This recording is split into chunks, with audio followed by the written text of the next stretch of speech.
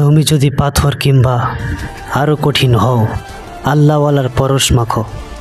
যদি স্বর্ণ হতে চাও, মুক্তার দামে নাও লোফে। প্রভুর করুণাময় অনুশোচনার তপ্ত ফোঁটা কিঞ্চিত যদিও হয়।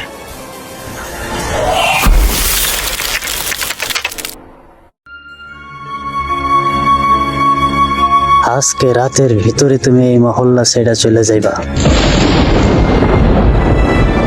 নাইলে তোমার খবর আছে। আর যদি তোমার কোনো মতে সকালে ফজরের নামাজে তোমার দেখি,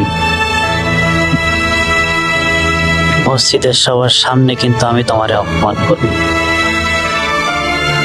কথাটা মাথায় রেখো।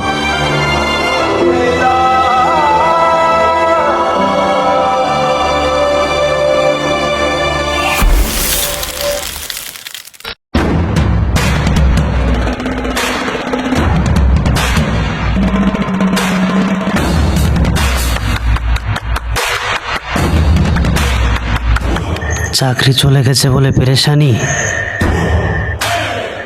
চিন্তা করিস না, আল্লাহ যা করেন ভালোর জন্যই করেন। আজ থেকে তুই আমার সাথে কৃষিকাজ করবি।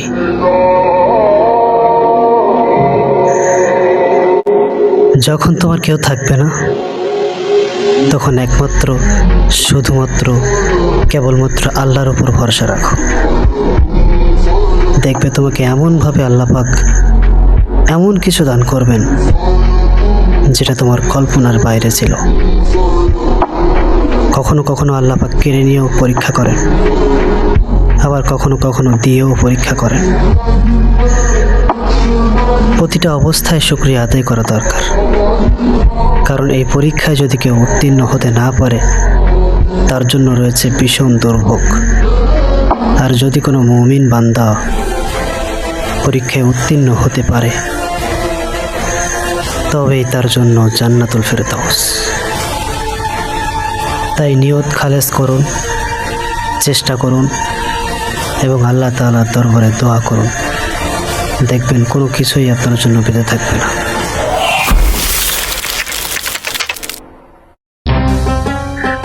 আত্মবিশ্বাস কখনো আকাশ থেকে পড়ে না, সেটা তৈরি হয় ঠিক সেই মুহূর্তে যখন ভয় তোমার বুক কাঁপিয়ে দেয়। তবু তুমি একা পা এগিয়ে যাও। আমি জানি না কৃষি আমাকে কত দূর নিয়ে যাবে। হয়তো সফলতা আসবে, অথবা নয়তো আসবে না।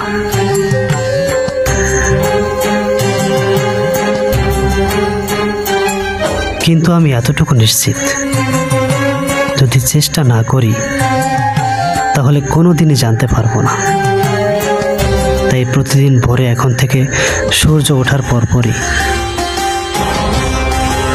মাঠে যাওয়ার আগে একটা কথাই বলবো, আমি পারবই, আমাকে পারতেই হবে, আল্লাহ আমার সাথে আছেন। যদি তুমিও আজকাল কোনো চাকরি, নিরাপদ জায়গা কিংবা পরিচিত স্বপ্ন ছেড়ে একদম নতুন কিছু শুরু করতে চাও, তাহলে এই কথাটা তোমাকেও দিলাম, শুরু করে দাও। ভয় থাকবেই, হাত পা ঠান্ডা হয়ে যাবে, মন বলবে থাক পরে দেখা যাবে, কিন্তু তুমি থামবে না, কারণ তুমি পারবেই। এই ছোট্ট একটা বিশ্বাসই তোমার সবচেয়ে বড় শক্তি।